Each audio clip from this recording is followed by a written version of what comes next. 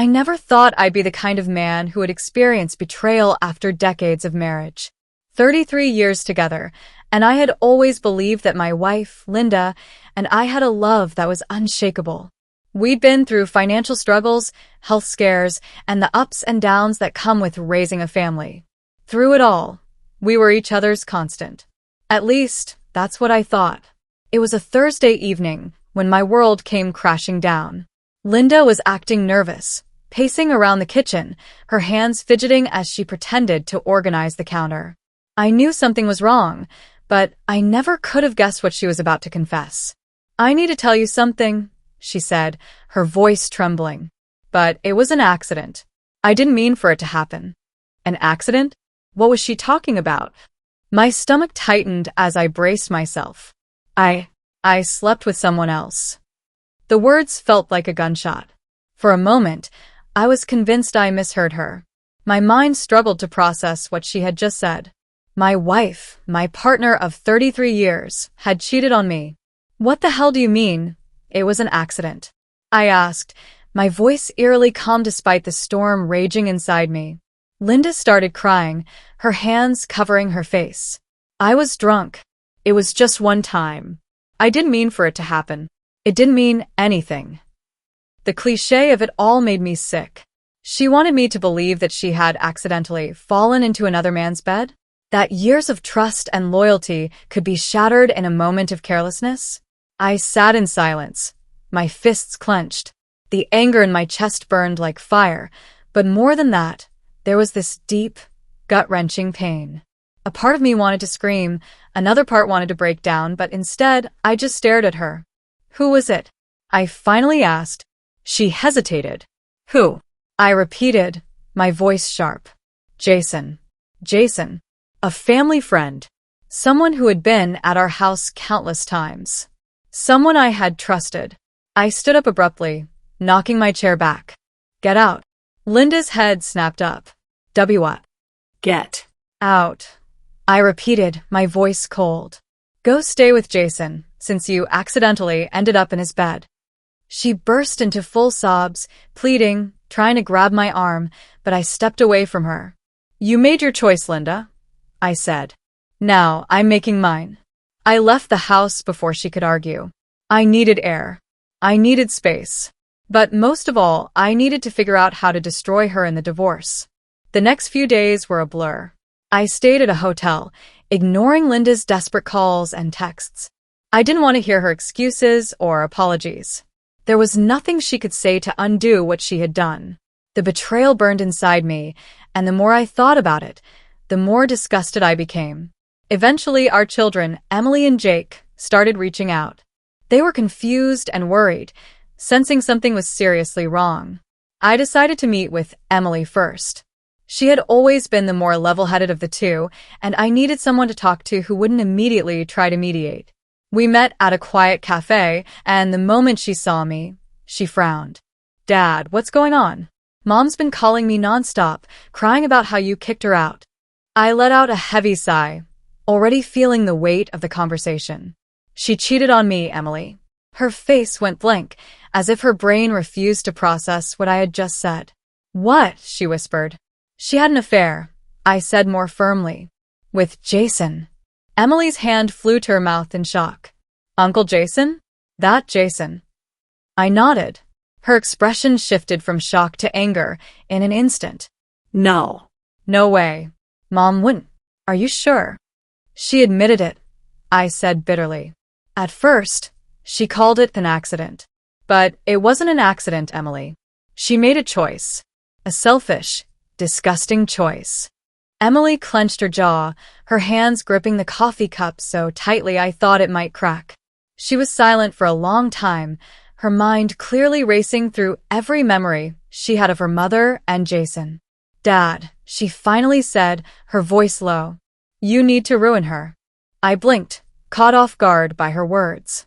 Emily had always been the kind one, the peacemaker. But now, I saw something in her that mirrored my own fury. "She betrayed you," she continued. "She threw away 33 years of marriage for some disgusting fling with a guy who isn't even half the man you are. Don't let her walk away with anything." I exhaled slowly, feeling a newfound sense of resolve. She was right. Linda had assumed that I would always take care of her, that no matter what she did, she could rely on me to be there. She had gotten too comfortable, too entitled, believing she could destroy our marriage and still land on her feet. She was wrong. I met with my attorney the next morning. I laid everything out on the table, making it clear that I wanted to walk away with as much as possible while leaving her with as little as possible. "Do you have proof of the affair?" my lawyer asked. "She admitted it," I said. "And I'm sure I can get texts from her. She's been begging me to talk." He nodded. "That helps. Your assets are mostly in your name, which works in your favor. If we play this right, we can make sure she walks away with barely anything." That was all I needed to hear. A week later, Linda and I sat across from each other in my lawyer's office. She looked exhausted, her eyes red and puffy, her usual well-kept appearance completely disheveled. I felt nothing as I watched her fidget with the edge of her sleeve, her hands shaking slightly. "Please," she whispered, "we can fix this." I slid the divorce papers toward her. "You made your choice, Linda. Sign the papers." She gasped as she read through them, her expression shifting from sadness to panic. You're leaving me with nothing?" "You cheated," I said simply.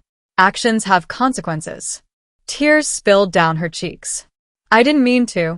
I was drunk. I love you, not Jason." I leaned forward, my voice cold. "You don't accidentally cheat, Linda. You destroyed everything for a man who wasn't worth a damn. Now you get to live with it."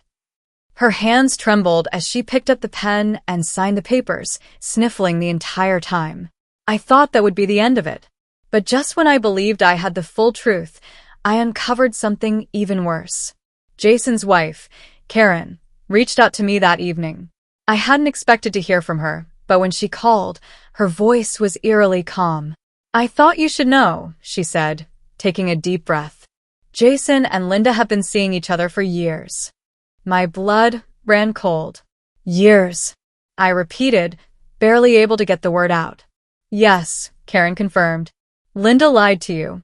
It wasn't a one-time thing. It wasn't a mistake. They've been sneaking around for a long time." I sat there, stunned, the full weight of her words crushing me. Linda hadn't just betrayed me, she had lied straight to my face, even after getting caught. I clenched my fists, the anger bubbling back up inside me. If she thought she was walking away from this with anything, she had another thing coming. The moment I hung up with Karen, my entire perspective shifted. I had already been furious, already felt the deep sting of betrayal, but now, I realized I had underestimated just how vile Linda truly was. This wasn't some drunken mistake. It wasn't a one-time lapse in judgment.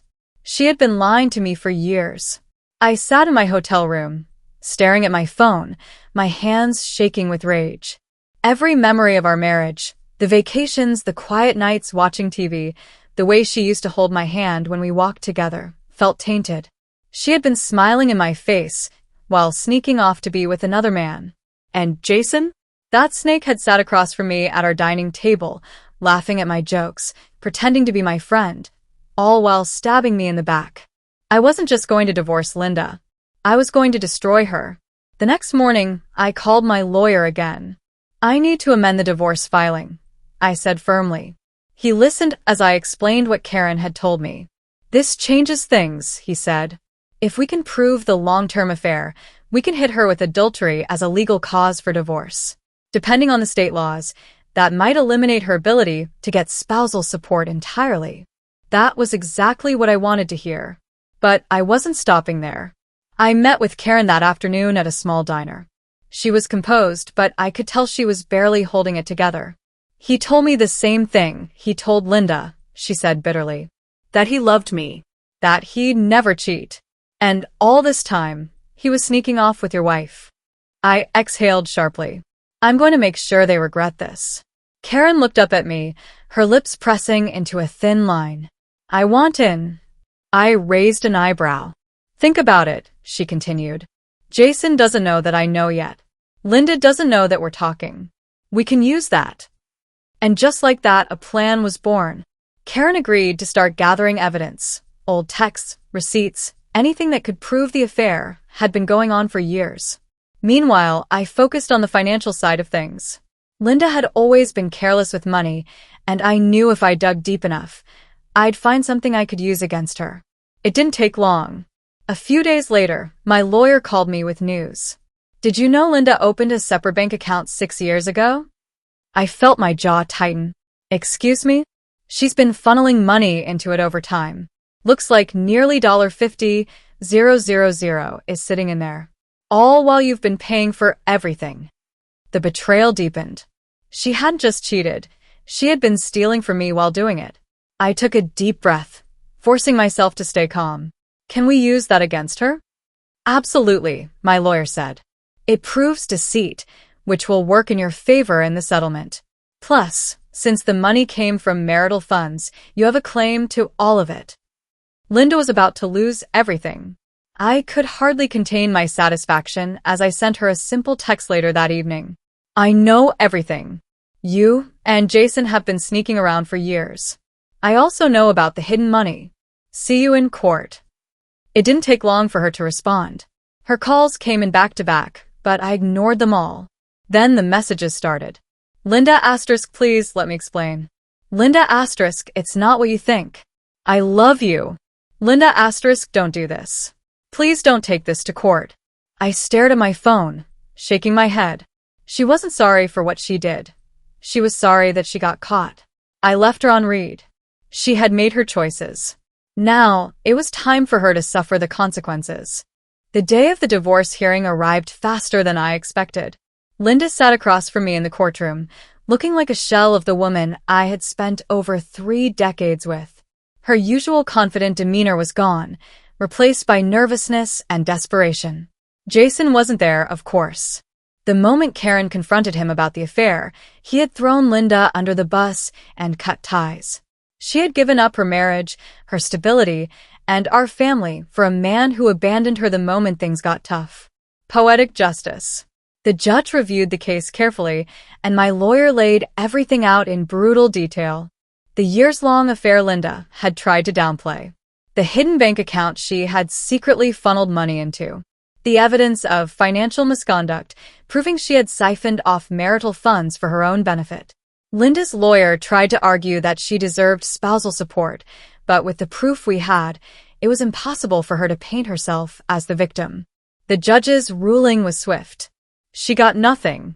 The hidden $50,000? Awarded to me. The house? Mine. Her request for alimony? Denied.